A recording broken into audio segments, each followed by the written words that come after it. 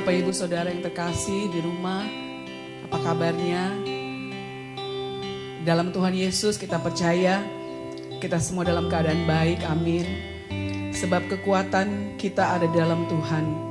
Biarlah roh-Mu yang kudus menghidupi kita semua dan mengalir di setiap hati kita. Mari kita membuka hati untuk setiap jamahan Tuhan. Biarlah Roh Kudus mengalir dalam kehidupan kita, memulihkan setiap kita. Haleluya. Mari sama-sama katakan, Roh-Mu yang hidup penuhiku, mengalir dalamku.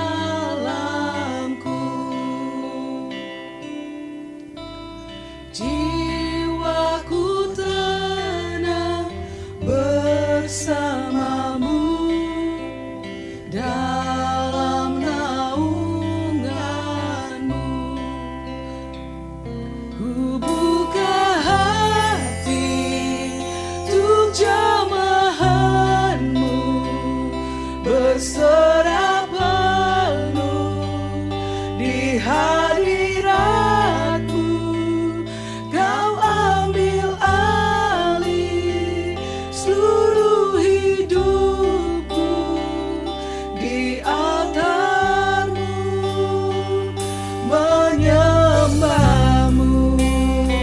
Roh-Mu yang kudus, pulihkan setiap kami. Roh-Mu yang kudus, pulihkanku. Engkaulah damaiku, kami mau hidup. Ku hidup oleh anugerah-Mu yang menyertaiku.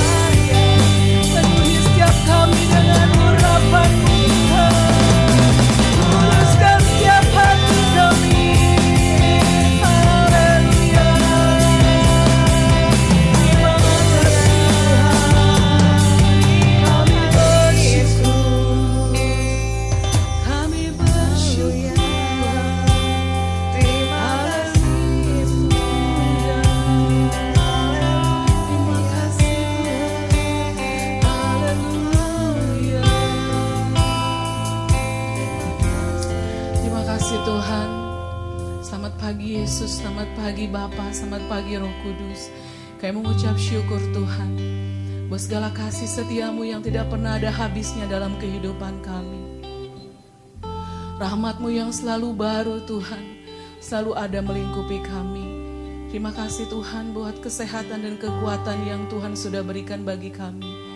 Biarlah kami mau terus hidup dalam kebenaran firman-Mu. Dan biarlah kami terus mau menguatkan iman kami Tuhan. Kami sungguh percaya Tuhan, bahwa Engkau Allah yang berkuasa dan Engkau Allah yang berdaulat atas setiap kami. Ampuni setiap kami Tuhan, atas segala kesalahan dan pelanggaran kami. Izinkan kami masuk dalam pelataran-Mu yang kudus. Jamah setiap kami Tuhan, jamah setiap jemaat-Mu yang ada di rumah ya Tuhan. Pulihkan kehidupan kami Tuhan. Pulihkan kehidupan jemaat-Mu ya Bapa. Biarlah kami Tuhan hidup dalam kekudusan. Terima kasih Bapa, kami percaya Engkau Allah yang berkuasa. Kami sudah berdoa dan mengucap syukur Tuhan.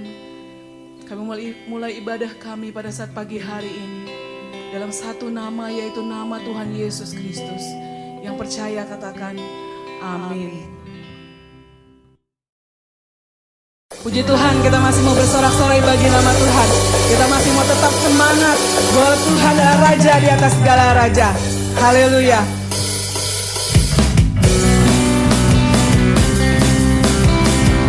Dalamnya samudra, lebih dalam kasih Yesus. Haleluya.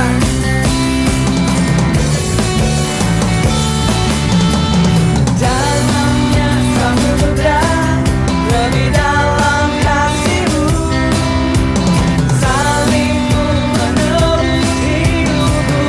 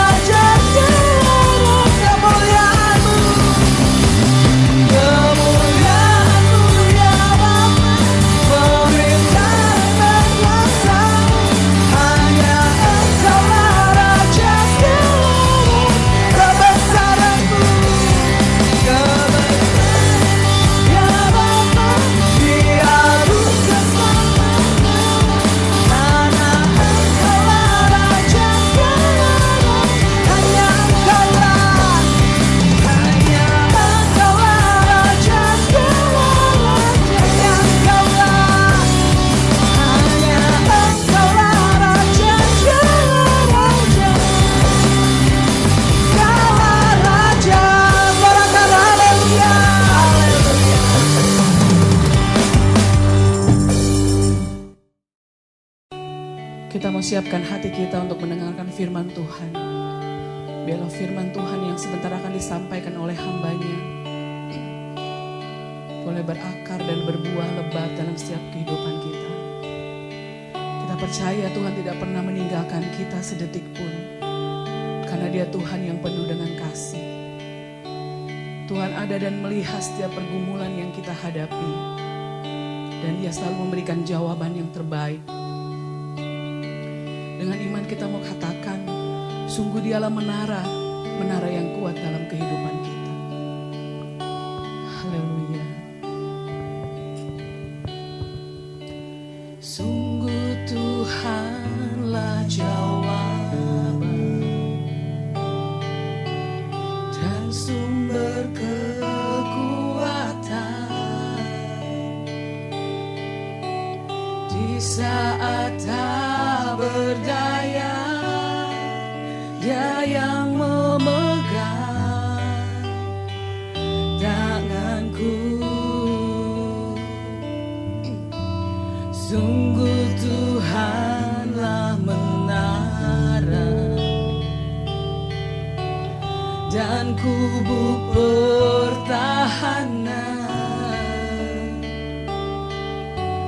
di saat jiwaku berseru. Dia jadi pembelaku.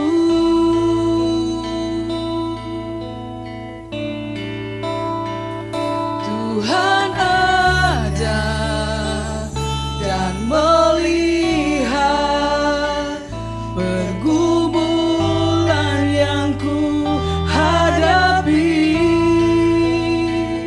Tuhan takkan tinggal diam, ku tak dibiarkan sendiri. Dengan iman percaya kita, mari sama-sama katakan, sungguh Tuhanlah menara. Sungguh Tuhanlah menara, amin. Dan kubu pertahanan di saat jiwa kami berseru, di saat jiwaku berseru. Dia jadi pembelaku. Tuhan ada dan melihat pergumulan yang ku hadapi. Tuhan takkan tinggal diam, ku tak dibiarkan sendiri. Tuhan ada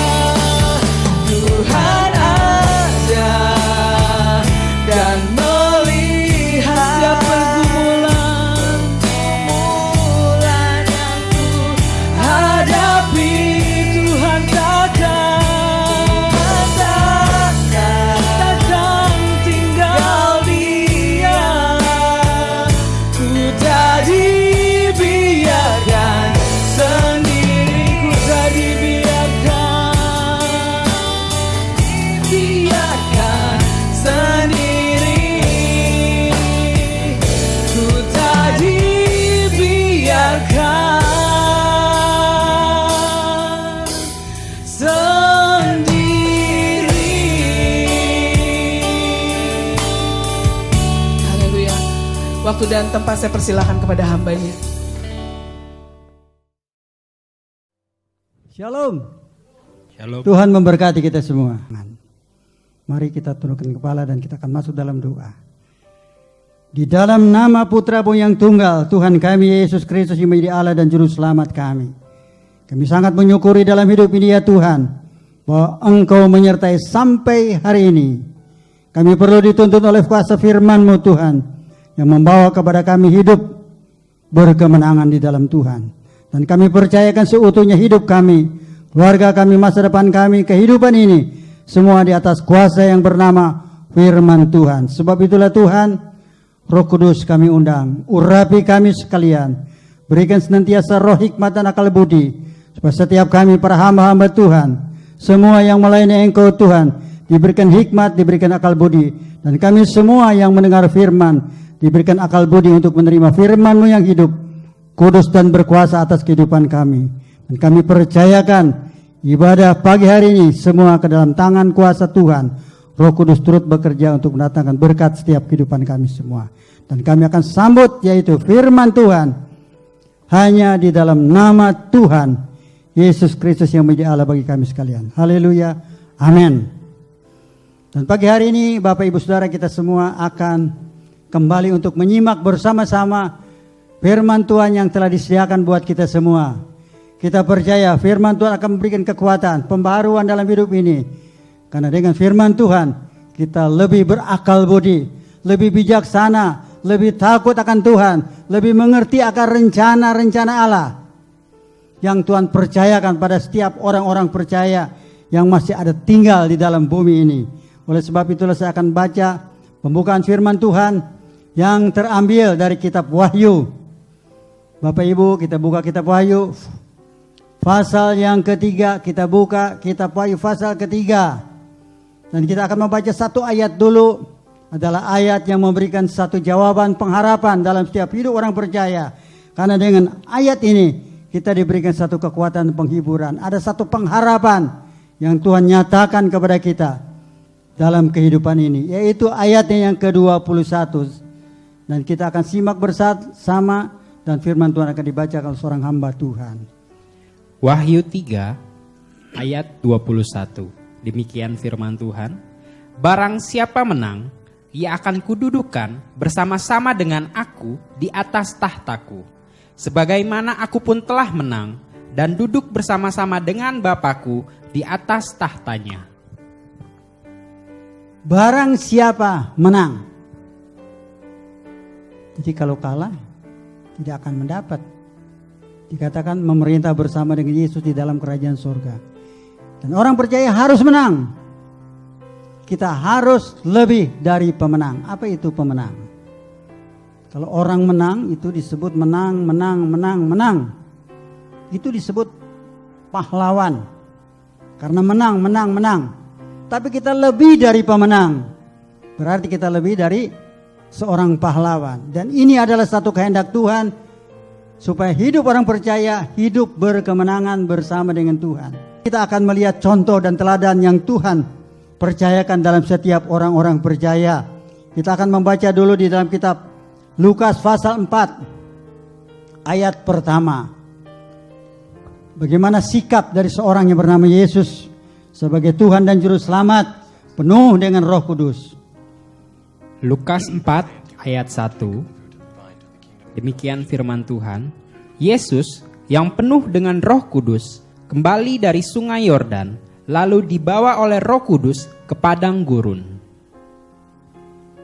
Yesus yang penuh dengan Roh Kudus. Jadi Roh Kudus itu ditaruh di diri seorang yang bernama Yesus. Yesus perlu Roh Allah, Roh Kudus untuk menyertai di dalam satu pelayanan sampai dia terpampang di kayu salib di Gunung Golgota. Roh Kudus menyertai langkah-langkah hidupnya. Roh Kudus memberikan satu jawaban dalam setiap apa yang menjadi rencana Tuhan untuk kita semua. Roh Kudus memimpin dan melindungi dalam setiap kehidupan ini. Oleh sebab itulah Roh Kudus juga perlu ditaruh di dalam setiap kehidupan orang-orang percaya. Dan kita hidup sebagai orang-orang percaya dalam dunia ini ada banyak hal yang seringkali terjadi sesuatu yang menakutkan, mengkhawatirkan, yang membuat gempar. Sehingga kegemparan itu sampai di telinga kita dan masuk di dalam akal pikiran kita. Sehingga menggoncang yaitu hati dan jiwa kita. Namun kalau Roh Kudus itu ada dalam hidup kita, maka kita akan menjadi seorang pemenang di dalam Tuhan. Kita akan membaca satu ayat di dalam 1 Korintus pasal yang ketiga. Ya, kita akan membuka Alkitab kembali. 1 Korintus pasal yang ketiga ayatnya yang ke-16. Kita simak bersama firman Tuhan ini. 1 Korintus 3 ayat 16. Demikian firman Tuhan. Tidak tahukah kamu bahwa kamu adalah bait Allah dan bahwa Roh Allah diam di dalam kamu? Tahukah kamu? Tahukah kamu bahwa kamu adalah bait Allah? Jadi Allah akan tinggal di dalam kehidupan kita. Sebelum Yesus lahir ke dalam dunia ini, Allah Bapa tinggal di katakan kemah sembayang, Allah Bapa tinggal di dalam bait suci di tempat yang maha kudus. Namun tak kala Tuhan Yesus mati kayu salib telah menyelesaikan persoalan dosa, masalah dosa dalam hidup ini. Allah tidak lagi tinggal di bait suci yang dibuat oleh tangan manusia, tetapi Allah mau tinggal di dalam setiap kehidupan hati-hati kita. Sebagai anak Tuhan yang percaya kepada Tuhan, kita tidak perlu takut karena Roh Tuhan, Roh Kudus, Roh Penghibur ada di dalam diri kita. Kita akan dapat mengatasi persoalan yang membuat kita mungkin menjadi takut. Kita akan menjadi seorang pemberani.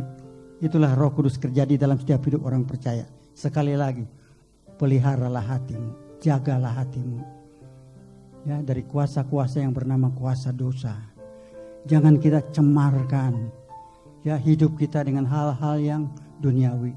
Jangan kita cemarkan hidup kita hanya keinginan-keinginan daging yang sementara. Tapi biarlah kita akan bersama-sama untuk memelihara kehidupan hati orang percaya. Lalu selanjutnya saya akan berbicara mengenai tentang bagaimana sikap. Kalau Roh Kudus itu turun di atas kita semua dan ditaruh dalam hidup ini, ada satu sikap. Alkitab menjelaskan tentang sikap kehidupan orang percaya itu tidak sama dengan orang-orang yang tidak percaya.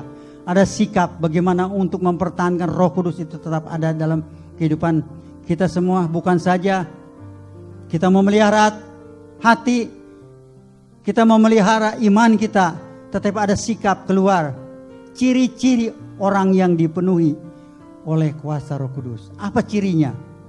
Ya, ada ciri yang menonjol dan ciri-ciri ini diajarkan oleh Tuhan kita Yesus Kristus supaya orang percaya meniru akan sesuatu yang diperintahkan Tuhan kepada kita. Kita akan melihat ya ciri orang percaya. Kalau tadi kita membaca ayat dikatakan bahwa Yesus penuh dengan Roh Kudus, ya. Kita semua sudah dipenuhi oleh Roh Kudus, kita percayakan hidup ini seutuhnya hanya kepada Tuhan lewat kuasa yang bernama Roh Kudus. Dan kita sekarang belajar daripada ciri Tuhan kepada kita. Kita akan membaca ayat dalam kitab Lukas pasal yang keempat. Ya, kita Lukas pasal yang keempat. Mari kita buka bersama-sama. Sudah dapat semua? Tolong dibacakan buat kita semua. Kitab Lukas pasal yang keempat, ayatnya yang ke-16. Lukas 4 ayat 16, demikian firman Tuhan. Ia datang ke Nazaret, tempat ia dibesarkan, dan menurut kebiasaannya pada hari Sabat ia masuk ke rumah ibadat, lalu berdiri hendak membaca dari Alkitab. Dengan jelas dikatakan, ya firman Tuhan, ia datang ke Nazaret, tempat ia dibesarkan. Jadi Tuhan adalah orang Nazaret, ya. Satu kampung kecil, ya, yang tidak begitu terkenal, Nazaret. Kampungan, ya, kampungan, kampung. Yang disebut Yesus itu orang kampungan. Tidak kesohor. Tapi ada satu kebiasaan yang luar biasa yang Tuhan tonjolkan dalam ayat ini. Saya akan baca kembali ayat ini, dikatakan, ia datang ke Nazaret, tempat ia dibesarkan, dan menurut kebiasaan. Ya, menurut kebiasaan. Jadi Yesus itu punya kebiasaan. Menurut kebiasaan dikatakan pada hari Sabat, menurut kebiasaan pada hari Sabat ia masuk ke rumah ibadah, lalu berdiri hendak membaca Alkitab. Karakter dibentuk dari kebiasaan. Itu yang pertama. Lalu ada pengajaran yang kedua tentang kebiasaan Tuhan Yesus. Yang kedua kita lihat, kita akan baca di dalam Kisah Rasul pasal 10. Buka Kisah Rasul pasal 10. Ya. Sudah dapat belum? Kisah Rasul 10 Ayatnya kita akan baca satu ayat saja, yaitu ayat yang ke-38. Demikian bunyi firman Tuhan. Kisah Para Rasul 10 ayat 38. Demikian firman Tuhan, yaitu tentang Yesus dari Nazaret, bagaimana Allah mengurapi dia dengan Roh Kudus dan kuat kuasa. Dia yang berjalan berkeliling sambil berbuat baik dan menyembuhkan semua orang yang dikuasai iblis, sebab Allah menyertai dia. Tadi Tuhan mengajar kepada kita supaya kita pergi ke bait Allah untuk dengar firman. Karena firman adalah sesuatu yang membawa kepada kita hidup dengan keberhasilan. Lalu yang kedua, Tuhan Yesus mengingatkan kita dengan suatu kebiasaan yang dikatakan, ya, diungkapkan di sini, yaitu tentang Yesus dari saya akan baca kembali, ya. Yaitu tentang Yesus dikatakan, saya maaf mata saya kurang begitu jelas. Sekali lagi, yaitu tentang Yesus dari Nazaret, sebagaimana Allah mengurapi dia dengan Roh Kudus. Yesus dari Nazaret mengurapi dia dengan Roh Kudus. Lalu selanjutnya dikatakan, dan kuat kuasa. Dia yang berjalan berkeliling, dikatakan sambil berbuat baik. Jadi Yesus mempunyai satu kebiasaan penuh dengan Roh Kudus dan berkeliling berbuat baik. Nah, ini yang ditonjolkan oleh Tuhan dan diajarkan. Mempunyai satu perilaku dalam hidup ini, supaya setiap orang percaya ini di dalam hati, dalam pikiran, di dalam langkah hidupnya selalu berpikir tentang berbuat baik. Berbuat baik itu bukan, sekarang ada banyak kita melihat, yaitu di TV, di sekitar tetangga-tetangga kita, bahkan di RT, di RW itu ada banyak orang berbuat baik, dia kirim-kirim sembako.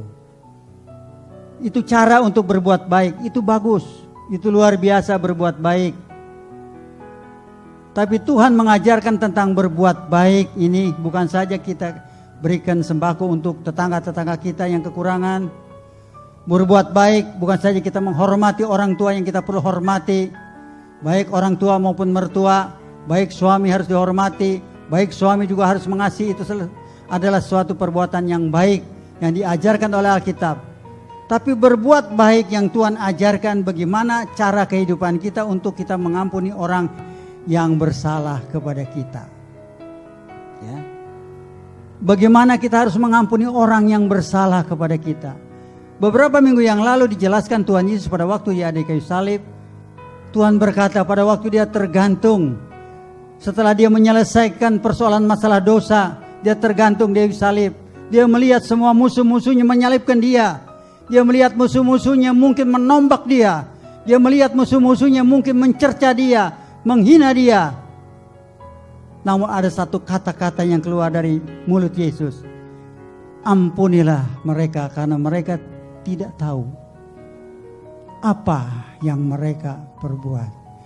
Dan ini yang diajarkan oleh Tuhan lewat Roh Kudus. Ciri-ciri orang yang penuh dengan Roh Kudus, tidak menyimpan kesalahan. Selalu hati, jiwa dan pikirannya itu selalu mengampuni orang yang bersalah kepada kita. Mungkin saudara, ibu bapak semua pada pagi hari ini merasa mungkin ada orang yang menyakiti hati. Tetapi Tuhan mengajar kepada kita, ampunilah, ampunilah dan ampunilah orang yang bersalah kepada kita. Jadi Tuhan mengajar kepada kita, yang pertama kita harus berbuat baik, melakukan kebahagiaan untuk dapat diterima oleh masyarakat yang ada sekitar kita, berbuat baik kepada keluarga kita. Namun ada satu perbuatan yang jauh lebih baik kalau kita siap untuk mengampuni orang yang bersalah kepada kita. Ayat yang terakhir, yaitu ayat yang berapa tadi ya?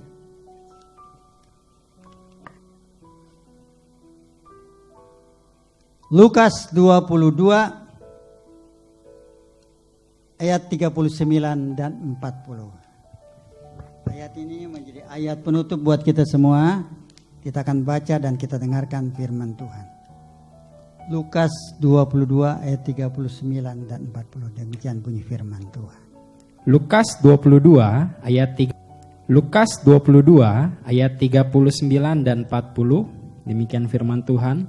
Lalu pergilah Yesus keluar kota, dan sebagaimana biasa ia menuju Bukit Zaitun, murid-muridnya juga mengikuti dia. Setelah tiba di tempat itu, ia berkata kepada mereka, "Berdoalah supaya kamu jangan jatuh ke dalam pencobaan." Di sini ada satu kata sebagaimana biasa. Tadi biasa Tuhan pergi ke Bait Allah, tempat berdoa. Sekarang biasa pergi ke suatu tempat yang bernama di sini sebuah taman, dikatakan. Tempat itu sejuk. Apa yang dia lakukan? Dia berdoa. Lalu di sini ada satu kata, saya potong kata ini, berdoalah supaya kamu jangan jatuh dalam pencobaan. Jadi yang ketiga ciri dari orang yang dipenuhi oleh Roh Kudus, suka dengan berdoa. Jadi kalau orang dikatakan penuh dengan Roh Kudus, berbahasa lidah asing, lidah sorgawi, tetapi tidak pernah beribadah, tidak terpikir untuk berbuat baik, tidak terpikir untuk mengampuni orang yang bersalah, tidak terpikir dalam hatinya, dikatakan apa yang Tuhan kehendaki dalam hidup ini, saya kira itu bukan Roh Kudus. Roh Kudus kurang disiplin, ya. Jadi kalau kita dipenuhi oleh Roh Kudus, kita minta Roh Kudus, ada ciri-ciri orang yang dipenuhi oleh Roh Kudus, ya. Kita percaya kalau Roh Kudus bekerja lewat kehidupan kita, maka kita suka dengan berdoa. Saudara boleh tangannya dicuci, badannya dimandikan sehari 2 kali atau 3 kali, silakan. Ganti baju 4 kali sehari, boleh, bagus kalau ada. Tapi sertailah dengan doa. Karena doa adalah satu senjata Allah yang diberikan setiap orang percaya supaya hidup berkemenangan untuk mengalahkan musuh-musuh kita. Tuhan kiranya memberkati. Kita tundukkan dan kita akan masuk dalam doa. Dalam nama Tuhan Yesus kami datang kepadamu Tuhan. Kami berdoa, kami mohon kepada Tuhan penyertaan Engkau lewat Roh Kudus-Mu untuk kami dapat mengerti akan firman-Mu ya Tuhan. Firman telah ditaruh dalam hati-hati kami, meteraikan oleh Roh Kudus, supaya firman itu hidup dan berkuasa atas kehidupan kami, untuk kami dapat hidup berkemenangan, sehingga kami boleh dapat memerintah bersama dengan Tuhan. Dalam nama Tuhan Yesus kami berdoa dan kami mengucap syukur kepada Bapa yang di surga. Haleluya, amin. Tuhan memberkati kita semua.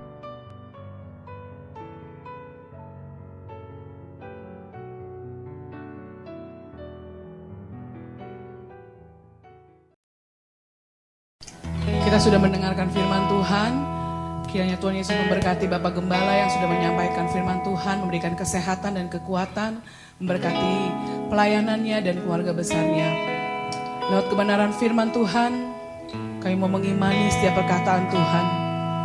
Firman yang sudah kami dengar, kami mempercayai pasti Tuhan genapi. Terima kasih Tuhan. Ketika kita menghadapi kehidupan ini, kita merasa kita tidak mampu dan kita tidak sanggup. Tapi hanya ada Tuhan yang menjadi tempat jawaban kita. Dan janjinya Tuhan seperti fajar di pagi hari, yang tidak pernah terlambat untuk bersinar. Dengan hati yang penuh percaya kepada Tuhan, kita mau angkat pujian ini. Terima kasih Tuhan.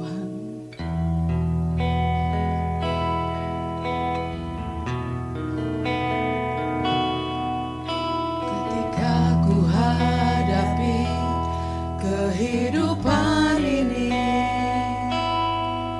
jalan mana yang harus ku pilih? Ku tahu ku tak mampu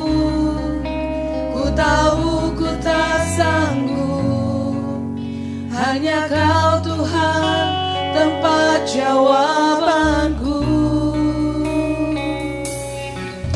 Aku pun tahu ku tak pernah sendiri,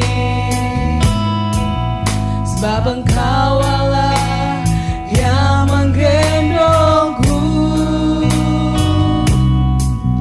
Tanganmu membelaiku, cintamu memuaskanku. Kau mengangkatku ke tempat yang tinggi. Janjimu seperti fajar pagi hari, yang tiada pernah terlambat bersinar. Cintamu seperti sungai yang mengalir, dan ku tahu betapa dalam kasih-Mu. Janjimu seperti fajar pagi hari, yang tiada pernah terlambat bersinar. Cintamu seperti sungai yang mengalir, dan ku tahu betapa dalam kasih-Mu. Dan ku tahu betapa dalam kasih-Mu. Dan ku tahu betapa dalam kasih-Mu. Puji Tuhan, untuk doa syafaat dan doa penutup saya serahkan kepada hamba-Nya. Bapak Ibu Saudara, kita akan masuk di dalam doa penutup dan doa berkat. Kita tundukkan kepala, kita mohon berkat Allah dan penyertaan Tuhan dalam hidup ini. Bapa di surga, kami datang kembali kepadamu setelah kami terima firman Tuhan, supaya kami semua boleh hidup berkemenangan, supaya kami boleh dapat masuk dalam tahta kerajaan surga. Kami hamba-Mu tidak punya kekuatan apa-apa, tapi hamba punya doa. Hamba berdoa kepada Tuhan untuk kiranya segala berkat Tuhan akan turun dalam kehidupan kami semua. Tuhan, Engkau hentar dan pimpin kami semua di dalam langkah-langkah kehidupan kami, supaya setiap hidup kami tidak bersandar kepada akal manusia, tetapi bersandar kepada Tuhan. Hamba-Mu datang untuk menyerahkan semua jemaat yang Engkau percayakan lewat gereja Tuhan, yang Tuhan percayakan kepada hamba-Mu. Hamba berdoa untuk mereka dari anak kecil sekolah minggu sampai jemaat yang dewasa, sampai yang sudah beranak cucu. Tuhan, Engkau lawat, Engkau topang, Engkau memberkati, Engkau buka jalan bagi masalah pergumulan yang sedang terjadi dalam hidup rumah tangganya. Yang sakit Tuhan jamah, Tuhan sembuhkan. Yang sehat Tuhan tambahkan, supaya bertambah sehat, supaya senantiasa dapat melawan segala tipu daya iblis lewat penyakit yang ada dalam sekitar kami, hingga kami boleh dapat hidup berkemenangan. Tuhan, Engkau memberkati semua para hamba-hamba Tuhan, aktivis gereja, guru sekolah minggu, dan semua yang mengambil bagian dalam pelayanan kudus di tempat yang Engkau percayakan kepada kami lewat gereja Tuhan, yaitu GBS Maranatha. Tuhan, Engkau berkati sesuai dengan segala kebutuhan apa yang ada dalam hidup mereka masing-masing. Tuhan, Engkau topang tolong persatukan dalam cinta kasih, supaya Tuhan akan tolak segala kuasa roh jahat, roh pemberontak, roh pemecah belah di dalam hidup kami, sehingga kami boleh dapat hidup bersatu untuk melayani Tuhan. Tidak lupa kami bawa bangsa dan negara ini ya Tuhan, yang penuh dengan segala tantangan, rintangan, teristimewa untuk kepala negara kami, wakil kepala negara, dan semua aparatur negara yang ada di tingkat pusat sampai ke tingkat daerah. Tuhan, tolong semua Tuhan. Engkau berikan roh hikmat dan akal budi, supaya setiap keputusan yang diambil menjadi satu keputusan yang menjadi berkat buat bangsa dan negeri ini, sehingga bangsa dan negeri kami ini dapat mengatasi segala persoalan, teristimewa persoalan penyakit yang senantiasa melanda negeri ini. Kami percaya kepada pimpinan kami, Bapak Presiden Jokowi. Tuhan berkati dengan kekuatan, kesehatan, dan hikmat akal budi, supaya setiap apa menjadi keputusan beliau. Tuhan, nama Tuhan dipermuliakan di dalamnya. Terima kasih banyak Bapak. Tuhan, sebentar kami selesai beribadah, kini Tuhan akan memberkati dengan segala berkat. Bapa surga, turunkanlah berkat-Mu atas kami semua, baik ke semua kami hamba-hamba Tuhan, kami semua yang mendengarkan firman Tuhan, kuatan, kesehatan, damai, sukacita, rahmat dan anugerah, kasih persekutuan Roh Kudus tinggal dalam hidup kami mulai saat ini sampai selamanya. Tuhan memberkati. Dalam nama Tuhan Yesus kami tutup ibadah ini. Kita akan Bapa, terima kasih.